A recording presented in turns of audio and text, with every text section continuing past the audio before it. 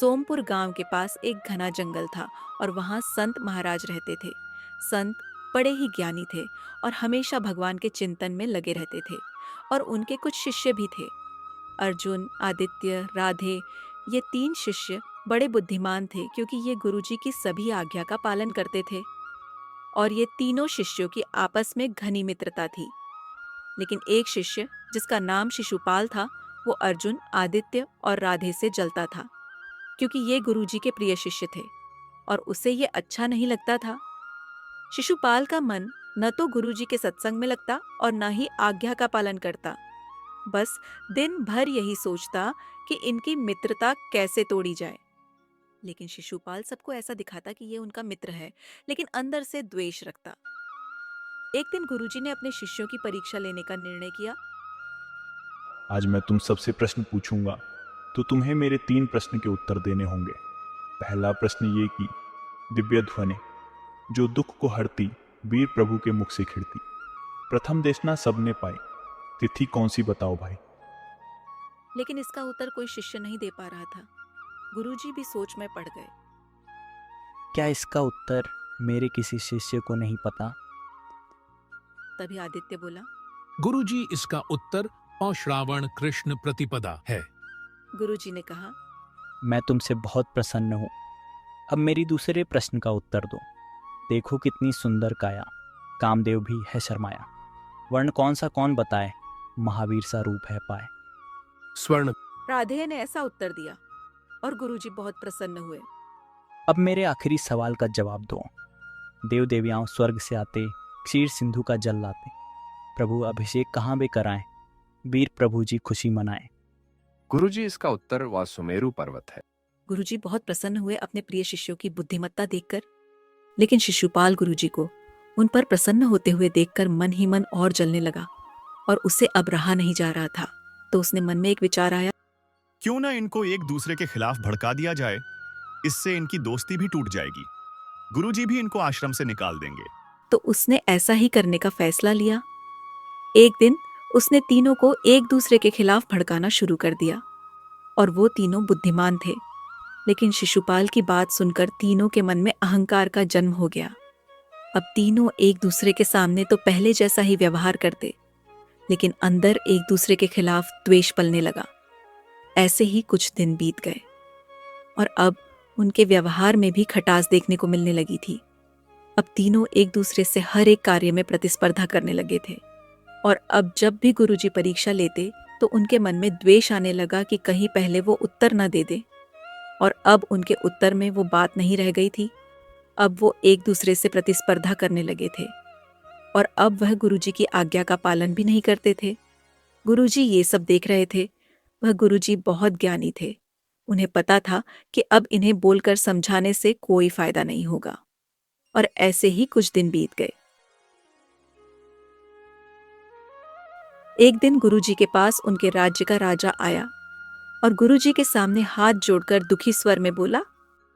गुरुवर, आपके चरणों में बार बार प्रणाम। राजा ने कहा, गुरुवर, मेरी पुत्री माया नामक जंगल में भ्रमण करने गई थी।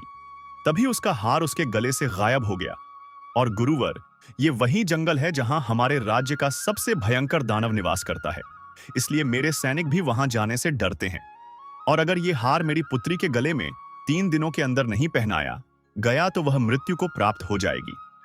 क्योंकि जब ये पैदा हुई थी तो इसके अंदर प्राण नहीं थे।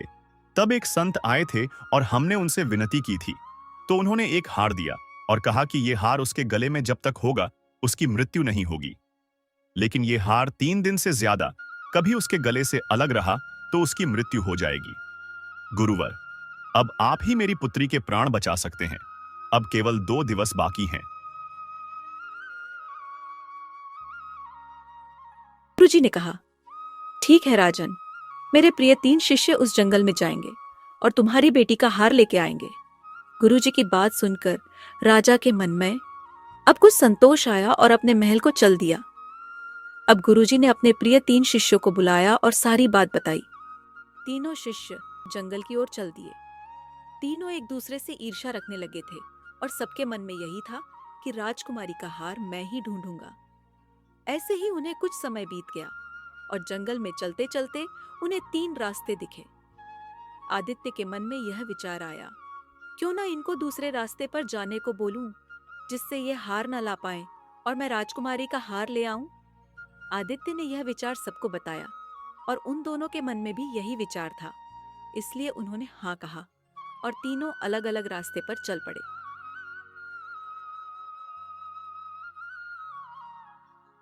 आदित्य कुछ दूर ही चला था कि तभी उसे एक दानव दिखा, जो कि बहुत भयंकर दिख रहा था। मैं तुम्हें अभी नष्ट कर दूंगा। और आदित्य मंत्र पढ़ने लगा और उसके ऊपर अभिमंत्रित जल फेंक दिया, लेकिन दानव को कुछ नहीं हुआ और दानव ने एक तेज शक्ति चलाई और आदित्य को वहीं मूर्छा आ गई।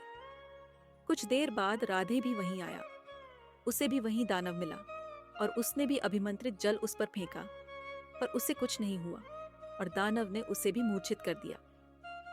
कुछ देर बाद जब उनकी मूर्छा हटी तो देखा कि वहां से दानव जा चुका था और उनके गुरुजी वहां आ रहे थे। तीनों ने गुरुजी को प्रणाम किया। आदित्य गुरुजी से बोला, गुरुजी, आपने हमें जो मंत्र सिखाए थे, हमने उस मंत्र का प्रयोग उस दानव पर किया, लेकिन उसे कोई पीड़ा ही नहीं पहुंची। ऐसा क्यों हुआ गुरुदेव? मेरे शिष्यों, ध्यान से मेरी बात सुनो।